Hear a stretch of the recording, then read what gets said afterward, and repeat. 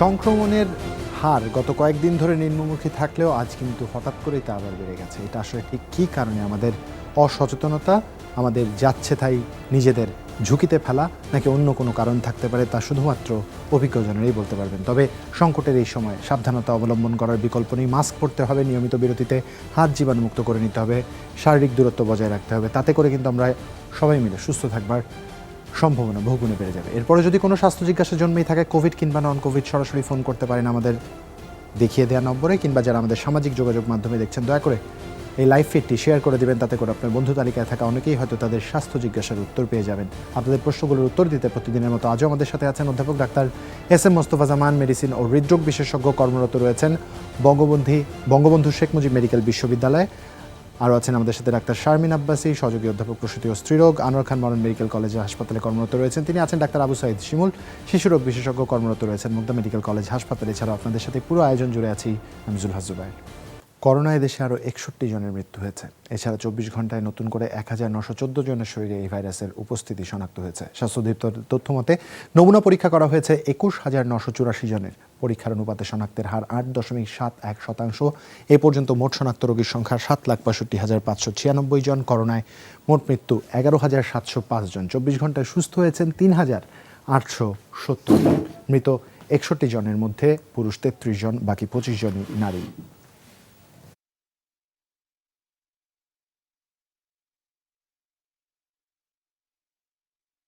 সংকটের এই সময় প্রতিদিন যেভাবে বলি, আজও তার ব্যত্যয় ঘটছে না। আপনার চারপাশের পরিবেশ যতটা সম্ভব জীবাণুমুক্ত করে নেবেন, তাতে করে কিন্তু আপনার সুস্থ থাকবার সম্ভাবনা বহুগুণে বেড়ে যাবে। একই সাথে যে কথাটি প্রতিদিন বলি, আজও বলছি, তা হচ্ছে নিয়মিত বিরতিতে জীবাণুনাশক কিংবা সাবান পানি দিয়ে হাত জীবাণুমুক্ত করে নিতে হবে। তাতে করে আপনাদের সুস্থ থাকবার সম্ভাবনা বাড়বে, আপনার প্রিয়জনের আপনার কাছ থেকে নিরাপদ থাকবে, আপনি নিজেও কোনো অনাকাঙ্ক্ষিত ঝুঁকিতে পড়বেন না। যারা ফোন দিচ্ছেন অবশ্যই টেলিভিশনের ভলিউমটি কমিয়ে আমাদের ফোন দিবেন, তাতে করে আপনাদের স্বাস্থ্য জিজ্ঞাসা বুঝতে আমাদের সুবিধা হবে। এর মধ্যে একজন ফোনও দিয়ে দিয়েছেন, ফোনটি আমরা নিতে চাই। দর্শক, আপনার নাম এবং বয়স বলে প্রশ্ন করুন। আমার নাম হচ্ছে লাকি, আমি গাজীপুর থেকে বলছি। জি লাকি, বলুন কিভাবে সহায়তা করতে পারি। আমি ডক্টর শিমুল স্যারের সাথে কথা বলতে চাচ্ছিলাম। জি বলুন। আমার বাচ্চার বয়স 3 মাস। 3 মাস। তো ও মানে মুখটা খুব চুলকায়, আর মুখের মধ্যে খুব ছোট ছোট গুটি গুটি গোটার মতো, সারা শরীরে আর কোথাও নাই, মুখে খুব ছোট্ট ছোট্ট ঘামাচির মতো। আচ্ছা, মুখ কি লাল হয়ে যায় চুলকালে এসে? না, কোনো লাল হয় না, শুধু ঠোঁটের কিনার দিয়ে একটু একটু একটু, খুব বেশিও না, হালকা হালকা ঠোঁটের সাইড দিয়ে, তারপরে দেখা যায় গালের একটু সাইড দিয়ে, এরকম। আচ্ছা, বুঝতে পেরেছি। আরেকটা প্রবলেম হচ্ছে ওর মানে এমনি শারীরিক ভাবে ও সুস্থ, কিন্তু না ওর মানে বুকে কেমন একটা ঘর ঘর শব্দ হয়। ও ব্রেস্ট ফিডিং করতেছে, মানে সবকিছু ঠিক আছে, হাসতেছে, সবকিছু ঠিক আছে, কিন্তু ঘর ঘর একটা শব্দ হচ্ছে। আচ্ছা, ঘর ঘর একটা শব্দ হচ্ছে। এমনিতে তো ঠান্ডা, কোনো সমস্যা নেই? নাক দিয়ে পানি পড়া, কাশি টাশি? না না, কোনো নাক দিয়ে পানি পড়তেছে না বা শ্বাসকষ্ট, কোনো কিছুই নাই। আচ্ছা, পারিবারিকভাবে কি আপনাদের অ্যালার্জির সমস্যা আছে কিনা? হ্যাঁ, ওর বাবার একটু ঠান্ডার সমস্যা আছে। ঠান্ডার সমস্যা আছে, আচ্ছা বুঝতে পেরেছি। ডাক্তার আবু সাইদ শিমুল নিশ্চয়ই শুনছেন। জি জি, ও কি শুধু কি ব্রেস্ট ফিড করে না ফর্মুলা মিল্ক খাওয়ায়? সরি, আমি বুঝতে পারছি না। ও কি শুধু ব্রেস্ট মিল্ক খাচ্ছে নাকি ফর্মুলা দুধও দিচ্ছেন ওকে? শুধু শুধু শুধু ব্রেস্ট ফিডিংই করাচ্ছি। আচ্ছা আচ্ছা, আপনাকে ধন্যবাদ। আমরা মোটামুটি বুঝতে পেরেছি। আপনি যেটা দুটো সমস্যার কথা বলেছেন, একটা হচ্ছে যে মুখে লাল হয়ে যায়, আরেকটা যেটা বলছেন শব্দ হয়। শব্দের এই সমস্যাটার সমাধান আমরা এই অনুষ্ঠানে অনেকবারই দিয়েছি। যাদের অ্যালার্জির পারিবারিক ইতিহাস থাকে তাদের এই ধরনের সমস্যা হতে পারে। সেক্ষেত্রে আমরা যেটা বলে থাকি যে, বা আপনি নিশ্চয়ই অনুষ্ঠানে আগেও শুনেছেন, তবে খুব সংক্ষেপে বলতে চাচ্ছি যে ধুলাবালি, মশার কয়েল, সিগারেটের ধোঁয়া, রান্নার ধোঁয়া এগুলো থেকে দূরে রাখবেন। তাকে পাউডার বা অন্য ধরনের লোশন আপাতত ব্যবহার করবেন না। আর গরমে আমরা বলে থাকি যে তেলটা ব্যবহার না করা ভালো।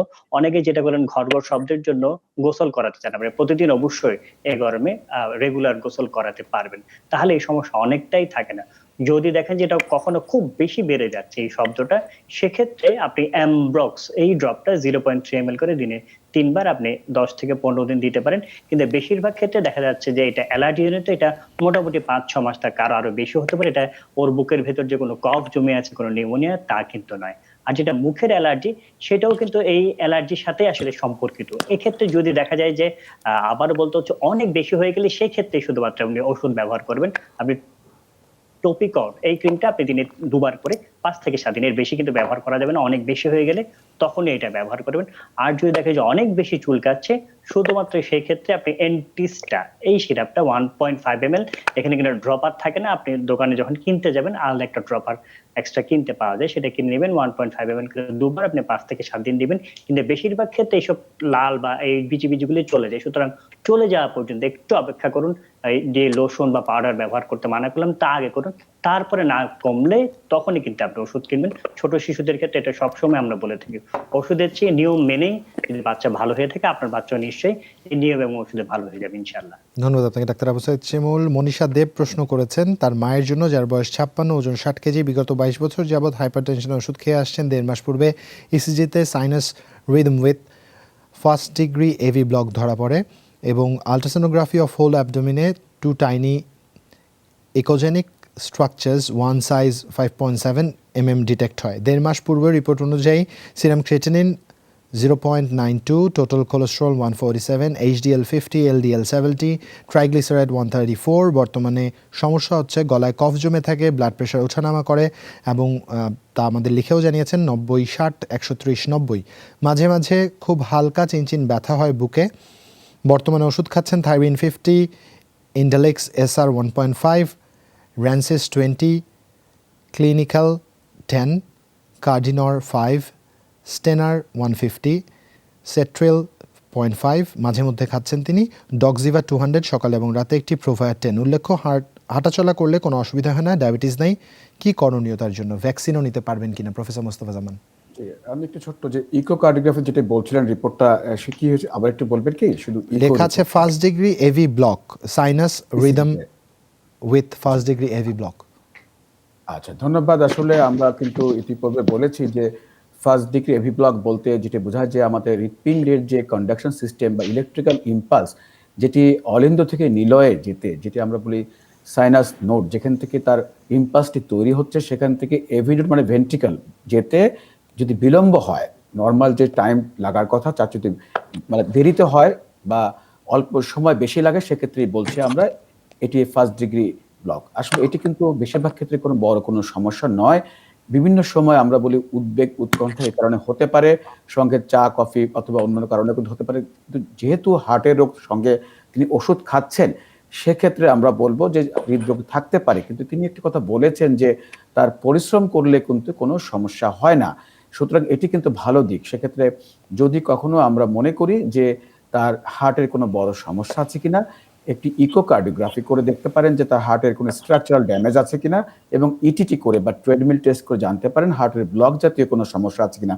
এই ব্লক বলতে আমরা যেই ব্লক বলি হার্টের রক্তনালী, যেটা হার্টের চারপাশে 3টি প্রধান রক্তনালী থাকে বা ধমনী থাকে, যেখানে ব্লক থাকলে আমরা স্টেন্টিং বা রিং করানো বা বাইপাস করে থাকি, সেই ব্লক।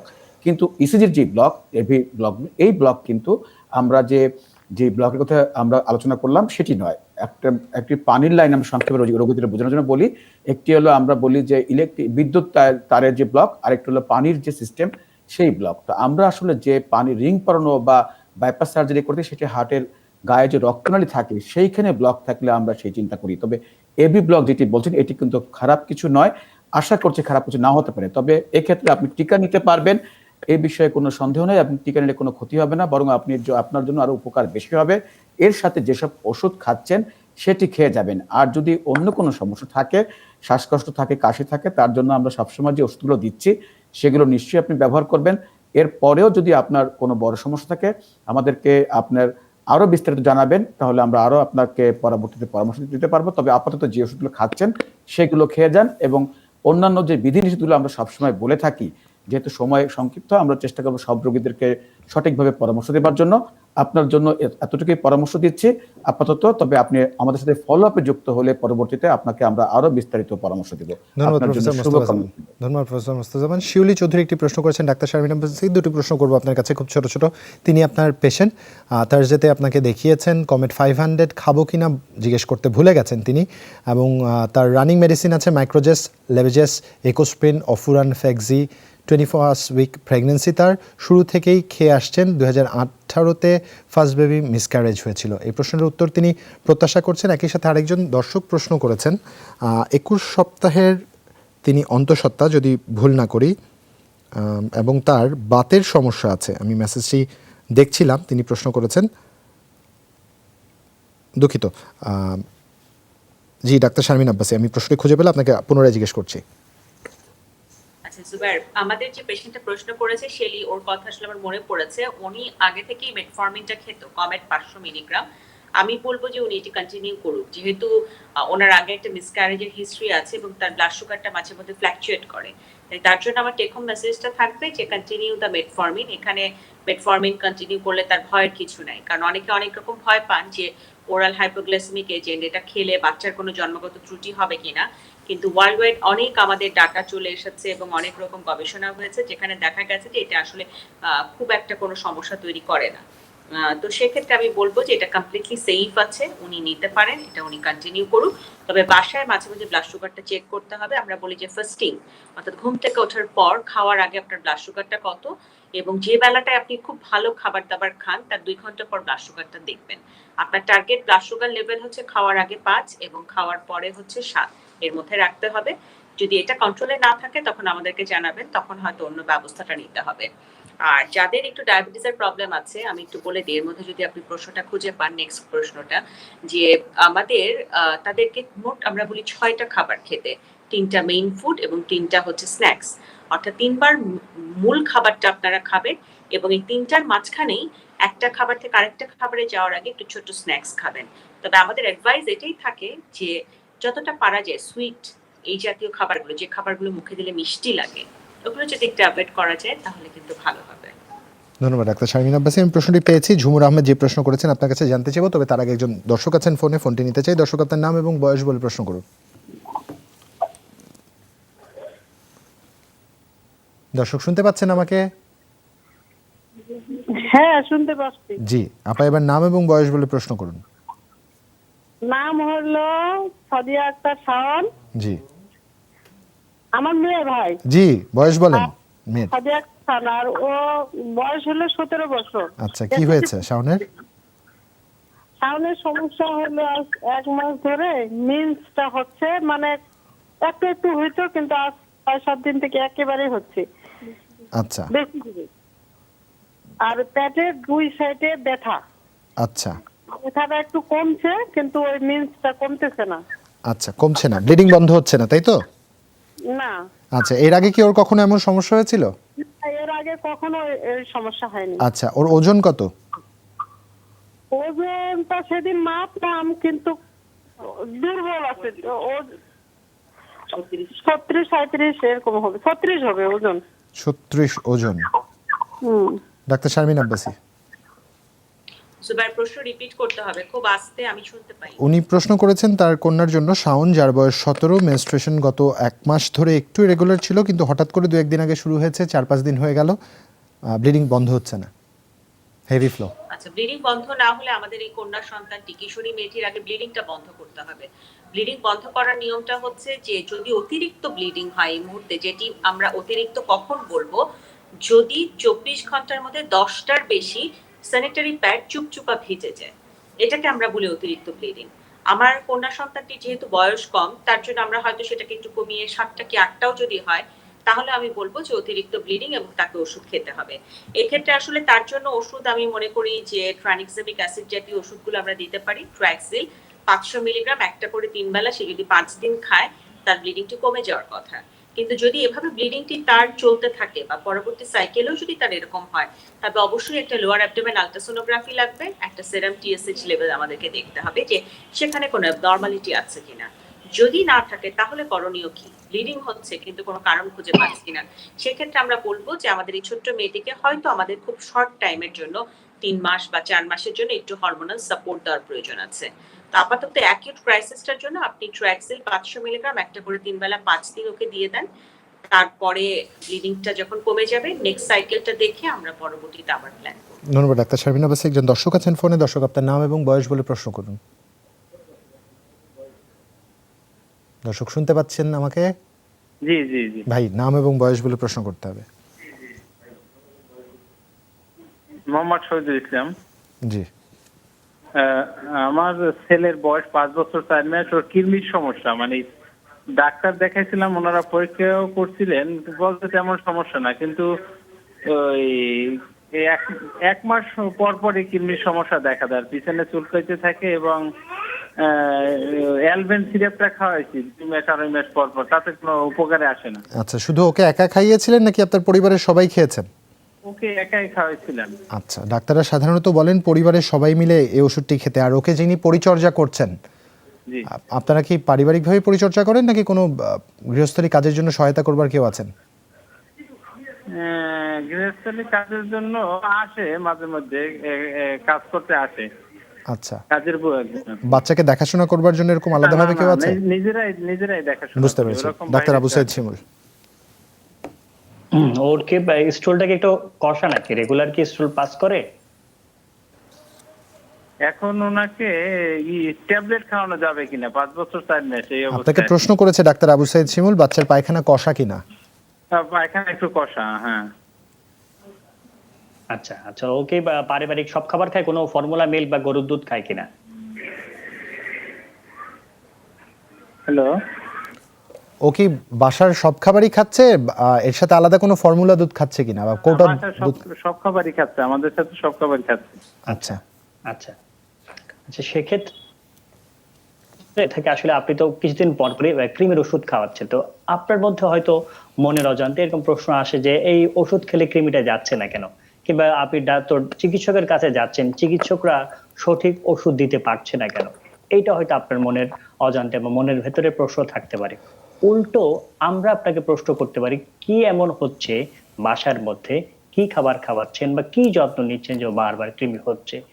এখন যে ওর পেটে কৃমি রয়েছে সেটা হয়তো এইবারে এই যে ওষুধ খেলে যাবে, কিন্তু কিভাবে এটাকে প্রতিরোধ করতে পারবেন, আবার যাতে কৃমি না হয় সেই দায়িত্ব কিন্তু আপনি, ওর মা বা পাশার সকলে যারা রয়েছেন তাদেরকে কিন্তু একটু আসলে দায়িত্ব নিতে হবে। আপনাকে একটু খুঁজে বের করতে হবে কেন তার আসলে কৃমি হচ্ছে। এমন না যে কৃমিটা পুরোপুরি যাচ্ছে না, তা কিন্তু না। আমার মনে হয় কোনো একটা সোর্স রয়ে গিয়েছে যেখান থেকে বারবার কৃমিটা হচ্ছে। জুবাইর খুব সুন্দরভাবে বলেছেন, আপনাদেরকে সকলেই কিন্তু একই সাথে কৃমির ওষুধটা খেতে হবে। সেই জন্য আপনি যদি অ্যালবেন খাওয়াচ্ছেন, আমরা বলে তাহলে ওষুধটা একটু পাল্টে দেন। আপনি যেহেতু 5 বছর হয়ে গিয়েছে, সোলাস একটা সিরাপ পাওয়া যায়, সেটা 1 চামচ করে আপনি দিনে 2 বার খাওয়াতে হবে এবং 3 দিন। এটা একটু ডিফারেন্ট। 1 চামচ করে দিনে 2 বার 3 দিন খাওয়াবেন, সোলাস SOLAS। আর আপনারা যেটা করবেন, অ্যালবেন ডিএস 400 মিলিগ্রাম আপনি বা আপনার ওয়াইফ এরা একই দিন একই সাথে খাবেন। আবার 1 সপ্তাহ পর কিন্তু একইভাবে এই ট্যাবলেটটা খাবেন, বাচ্চাকেও কিন্তু আবার খাওয়াতে হবে। আপনারা যারা পরিচর্যা করেন বা যারা তাকে কোলে নেন, অবশ্যই সাবান দিয়ে হাত ধুতে হবে। আমরা কৃমির ক্ষেত্রে বলে থাকি শুধু কিন্তু পানি ফুটালে হবে না, কৃমির ডিমটা তাহলে অনেক সময় মরে না, ফিল্টার করতে হবে, পরিষ্কার পরিচ্ছন্ন রাখুন। আর অর্ধসিদ্ধ ডিম, অর্ধসিদ্ধ মাংস, অর্ধসিদ্ধ সবজি এটা কিন্তু খাওয়ানো যাবে না। পুরোপুরি কিন্তু ডিম খাওয়ালেও বা অন্য যা কিছু খান পুরোপুরি কিন্তু আপনাকে এই ক্ষেত্রে আমরা বলি যে সেদ্ধ করতে হবে। পুরো সেদ্ধ করলে এই জিনিসটা হবে না। খালি পায়ে যেন বাচ্চা টয়লেটে না যায়, বাসার মধ্যে যেন স্যান্ডেল পরে থাকে, এবং টয়লেটে যে স্যান্ডেল থাকবে সেটা নিয়ে যেন বাইরে না আসে, তার যেন নখ ছোট থাকে, মুখে আঙ্গুল দেওয়ার বা হাত দেওয়ার যেন অভ্যাস থাকলে সেটা থেকে যেন সে দূরে থাকে, এবং সাবান দিয়ে হাত ধোয়ার প্রতিটা খাওয়ানোর আগে সেই জিনিসটা তাকে যদি একটু শিখিয়ে দেন, শুধু ওষুধের প্রতি ডিপেন্ডেন্ট না হয়, তাহলে দেখবেন ইনশাল্লাহ আপনার বাচ্চার এই সমস্যা থেকে অবশ্যই মুক্তি পাবে। ধন্যবাদ ডাক্তার আবু সাইদ শিমুল আপনাকে। দর্শক আমাদের ফোন দিয়েছেন, ফোনটি আমরা নিতে চাই। দর্শক আপনার নাম এবং বয়স বলে প্রশ্ন করুন। আমার নাম মাহবুবা রহমান, আমি মুন্সিগঞ্জ থেকে বলছি। জি। আমার বাচ্চার বয়স 2.5 বছর, ও এখনো কথা বলে না, মানে মা বাবা ডাকে কিন্তু ও নাম ধরে ডাকলে ও রেসপন্স করে না। আর টিভির শব্দ, মোবাইলের যে ছড়া গানগুলো, এগুলি সবই বলে। আচ্ছা, এগুলি সব নাম শোনে ধরে আর কি। ডাকলে রেসপন্স করে না? না, নাম ধরে ডাকলে রেসপন্স করে না, মানে স্বাভাবিকদের যে কনভারসেশন সেটাও বোঝে না। কনভারসেশন বলছে না। ওকে মোবাইলে যে রাইমস গুলো দেখানো হয় ওগুলোর ভাষা কি বাংলা না ইংরেজি? এগুলি ইংরেজি প্রথমে আমি দেখাইছিলাম, কিন্তু বাংলাগুলি এখন আর ও শোনে না, আর ইংলিশ গুলি নিতে চায়। আর আমি যদি ইংরেজি ওর সাথে কথা বলি, স্বাভাবিক যে কথা সেগুলিও শোনে না, কিন্তু রাইমগুলি বললে ঠিকই ও আমার সাথে হাসে বা নাচতে চায় বা ওরা যেরকম করে ওরকম করে, কিন্তু মানে ও স্বাভাবিক শুনতে কথা পাচ্ছে বলে এটাতে না। আপনি নিশ্চিত? ও যে শুনতে পাচ্ছে এটা আপনি নিশ্চিত, তাই তো? হ্যাঁ, এটা শুনতে পাই, একদম নিশ্চিত এটা। আচ্ছা, সেক্ষেত্রে ও কি চোখে চোখে তাকায় কিনা? হ্যাঁ, চোখে চোখে তার নাম ধরে ডাকে তাকায় না, কিন্তু ওই আচ্ছা। রাইমগুলি বললে তাকায়। আচ্ছা, ওর জন্মের সময় কোনো সমস্যা হয়নি তো? জন্মের সময় না, কোনো সমস্যা হয়নি। ধন্যবাদ। সিজারে বেবি ডাক্তার আবু হচ্ছে। সাইদ সিমন। একটু আমরা জানতে চাইছি যেটা হচ্ছে ও বসেছিল কত মাসে এবং দাঁড়িয়েছিল কত মাসে? পারফেক্ট সময়ে ওই হাসছেন, তার ও মানে এটার পারফেক্ট সময়টা সময়ই কত? ও হাসছে, একেবারে 1 বছর কত আগেই ও মাসে? হাসছে। আচ্ছা, সেক্ষেত্রে আসলে এই ক্ষেত্রে যেটা বলছেন যে ও যেহেতু রাইম গুলো শুনছে, ও যেহেতু যদি কোনো কিছু নিয়ে খেলে তখন কি পুরো মনোযোগটা ওখানেই থাকে, মানে আপনি ডাক দিলে কি তখন শোনে?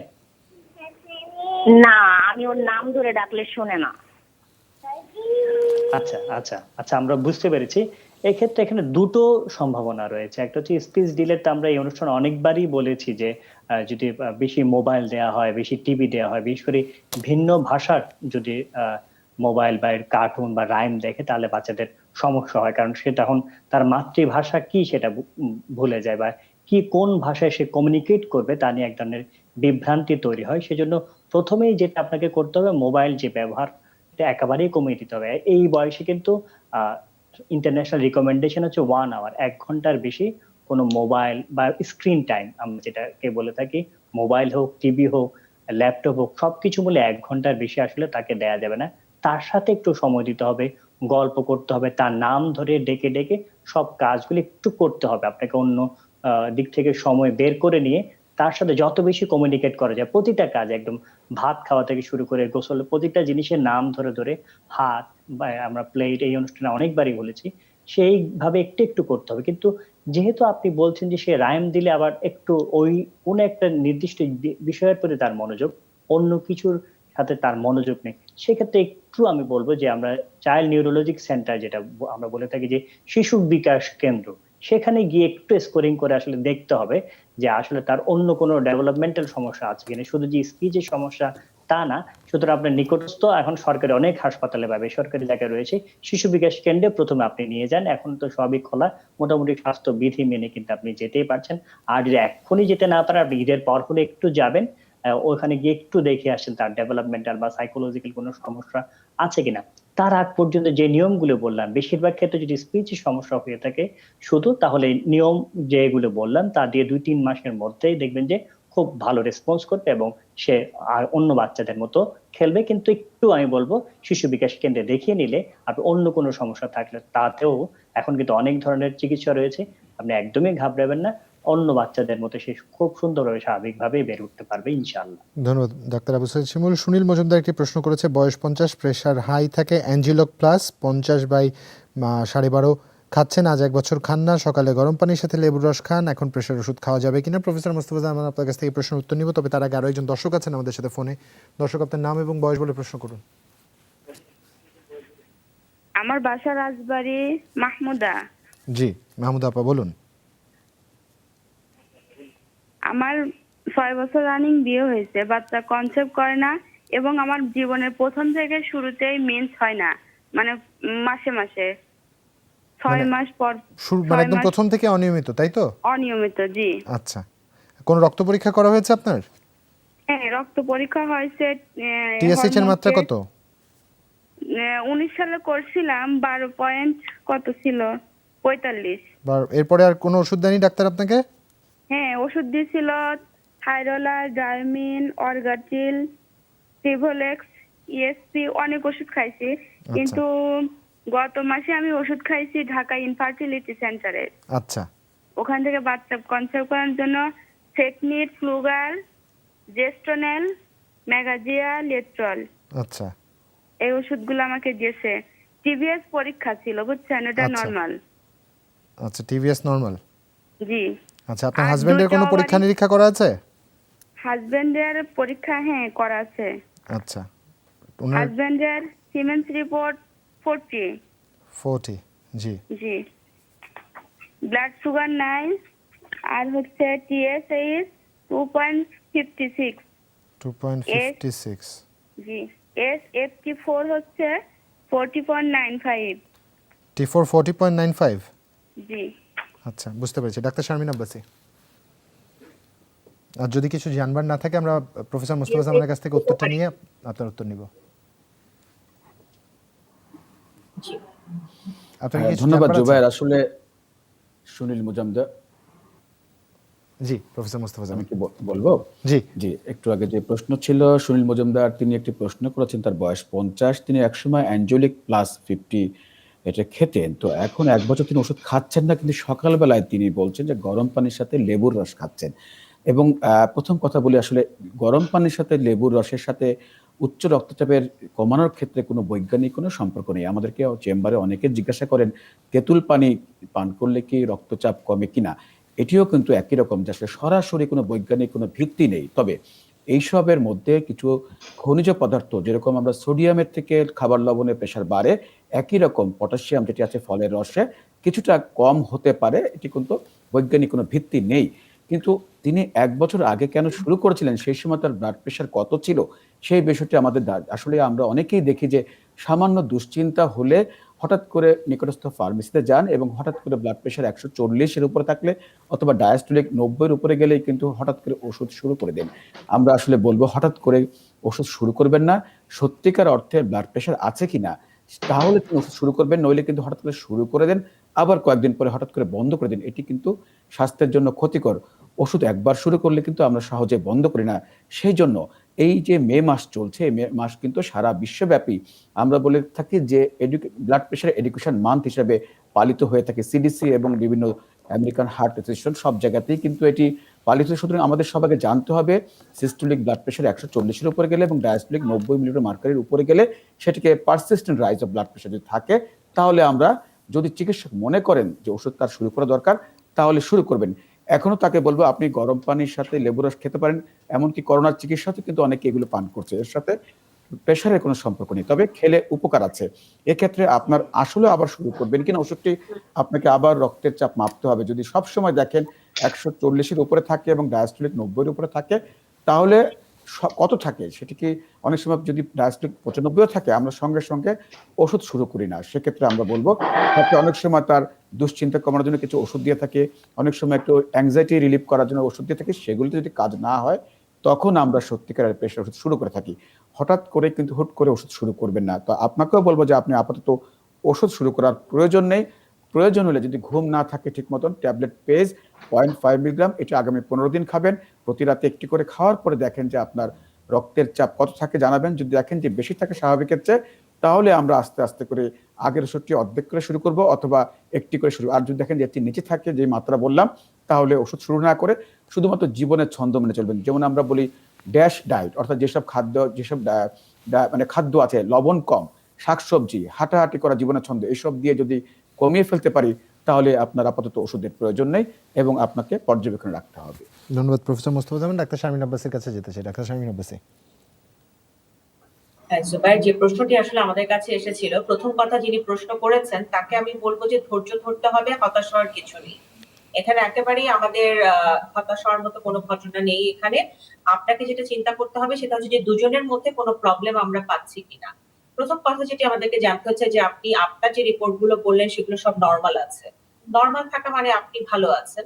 হাজবেন্ডের সিমেন অ্যানালাইসিস ভালো, কিন্তু টিএসএইচ লেভেল আমি যতটুকু মনে পড়ছে, জুবাইর আপনি যদি একটু হেল্প করেন আমাকে, হাজবেন্ডের মনে হয় 9 উনি উল্লেখ করেছে টিএসএইচ লেভেল। যদি 2.56। হাজবেন্ডের টিএসএইচ লেভেল 5 এর উপর, ও 2.56, তাহলে হাজবেন্ডের টিএসএইচ লেভেল অফ ফ্যান্টাস্টিক, ভালো আছে। তা আমি মনে করছি আপনাদের দুজনের সাইড থেকে কোনো প্রবলেম নেই। উনি উনারটা বলেছিলেন ডাক্তার শারমিন আব্বাসী 12.45। হ্যাঁ, উনিও ভালো আছেন, সেটাও ঠিক আছে। তো সেই হিসাবটা যদি আমরা করি তাহলে হচ্ছে যে এখানে যে বিষয়টি আমাদেরকে জানতে হচ্ছে সেটি হচ্ছে যে আপনি বলছিলেন যে সেকনি ডিএস খেয়েছেন, ফ্লুগাল খেয়েছেন, এগুলো কিন্তু অ্যাকচুয়ালি হচ্ছে ইনফেকশন, অর্থাৎ কারো যদি জ্বরের মুখে কোনো ইনফেকশন থাকে সেটা ট্রিটমেন্ট। সেকেন্ড, আপনি আরেকটা অপশন আমাকে বলেছেন যে আপনি লেট্রোজোল জাতীয় ওষুধ খেয়ে ট্রিটমেন্ট নিয়েছেন। লেট্রোজোলটাকে আমরা প্রেগন্যান্সির জন্য ওষুধ বলি, যেটা হচ্ছে যাদের ওভুলেশন হয় না, অর্থাৎ ডিম ফোটে না, তাদেরকে ডিম ফোটানোর জন্য আমরা এটা মাসিকের 2য় দিন বা 3য় দিন দিই। 5 দিন খেতে হয় এটি, এবং খাওয়ার পরে আমরা একটু দেখি যে আপনার রেসপন্সটা কেমন হচ্ছে। এবং এটা খাওয়ার কিন্তু কিছু নিয়ম আছে, যেমন ধরুন যে আপনি নিয়ম অনুযায়ী খাওয়ার পর 13তম বা 14তম দিনের একটা আলট্রাসোনোগ্রাফি আমাদেরকে ফলিকুলোমেট্রি বলি, অর্থাৎ ডিমের সাইজটি কতটুকু।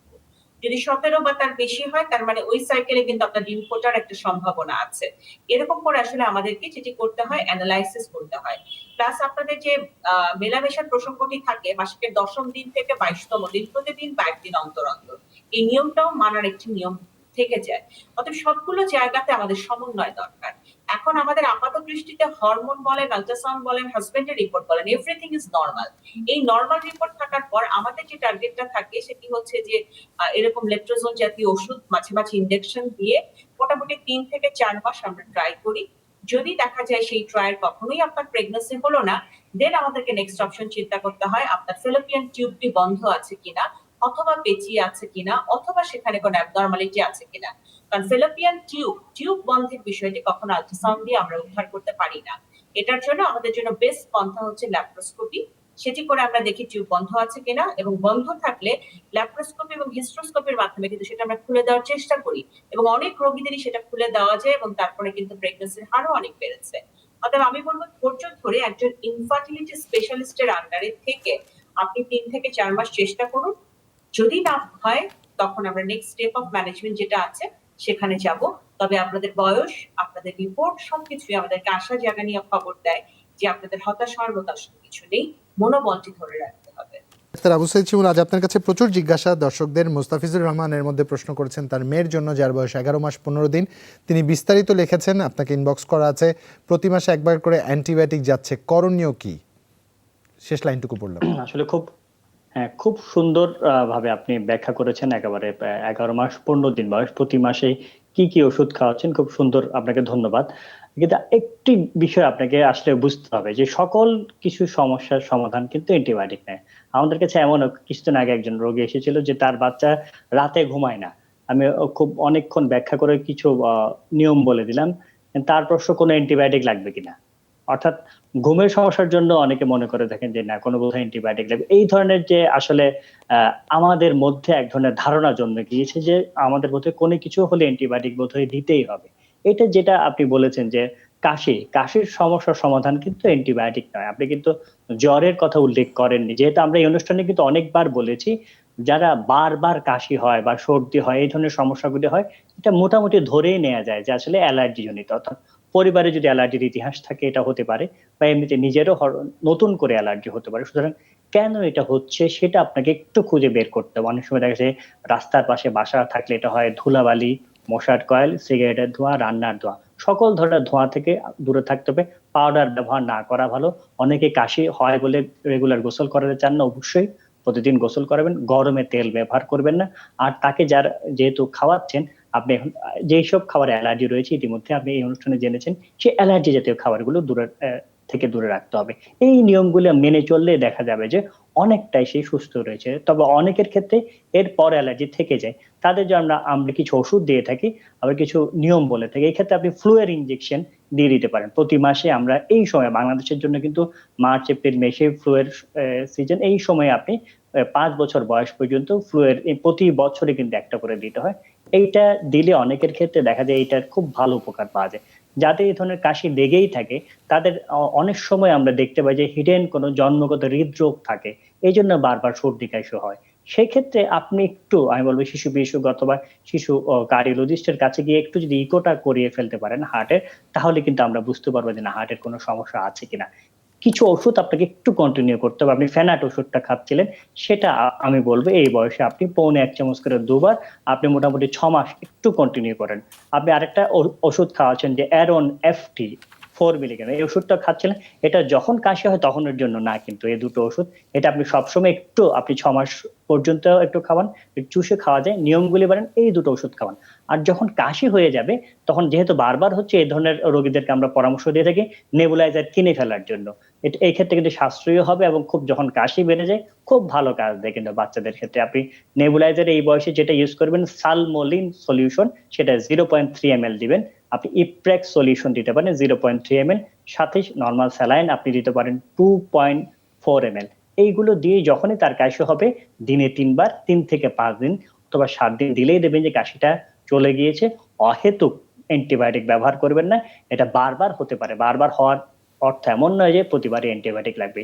নিয়ম মেনে চলুন, ওষুধগুলো গ্রহণ করুন, ইনশাআল্লাহ আপনার বাচ্চা পুরোপুরি ভালো হয়ে যাবে। ধন্যবাদ ডাক্তার আবু সাইদ শিমুল। আরো একজন দর্শক আছেন আমাদের সাথে ফোনে, আমরা ফোনটি নিতে চাই। দর্শক, আপনার নাম এবং বয়স বলে প্রশ্ন করুন। আমি জসিম বলছি, ঢাকা আশকোনা থেকে। জি বলুন। জি, আমার হার্টের বাল্ব চেঞ্জ হয়েছে 2014 সালের 5ই জানুয়ারি। 51 ব্যাগ ব্লাড লেগেছে। তো আমার মাঝে মাঝে একটু সমস্যা দেয়। আচ্ছা, কি সমস্যা হয়?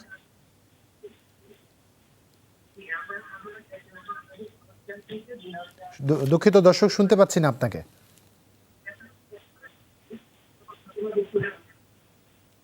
দর্শক, কোনো কারণে হয়তো আপনার সেটা হচ্ছে মানে আমার দুর্বলতা ফিল হয়, এক। আর দুই হচ্ছে আমি আগের মতো মানে হাঁটতে পারি না।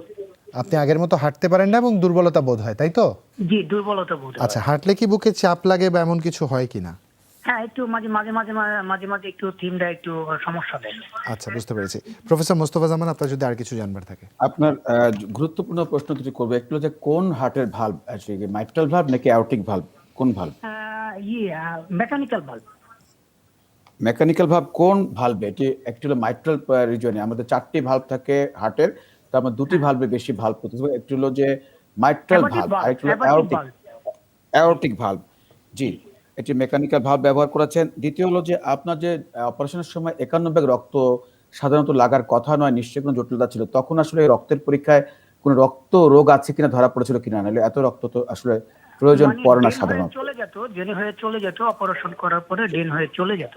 মানে আমি সেটাই বলছিলাম যে আপনার কি কোনো ব্লিডিং ডিসঅর্ডার আছে কিনা, রক্তবিদ্যার সাথে হেমাটোলজিক্যাল কোনো রোগ আছে কিনা জানা গেছে মানে কিনা? ওনারা কোনো রোগ ধরতে পারে নাই, কিন্তু আমাকে বলে দিছে যে আমার নাকি রক্তের কণার প্রবলেম। আমি সেটাই বলছি, এটি কি আমরা ব্লিডিং ডিসঅর্ডার বলছি। এটি আসলে অপারেশনের আগে সাধারণত স্ক্রিনিং করে নেওয়া হয়। তো আপনার বর্তমানে হিমোগ্লোবিন কত সর্বশেষ বলতে পারবেন? যেহেতু দুর্বলতা হলে অপারেশনের আগে সাধারণত স্ক্রিনিং করে নেওয়া হয়, তো আপনার বর্তমানে হিমোগ্লোবিন কত সর্বশেষ বলতে পারবেন? যেহেতু দুর্বলতা লাগছে, হিমোগ্লোবিন মাত্রা কত বর্তমানে?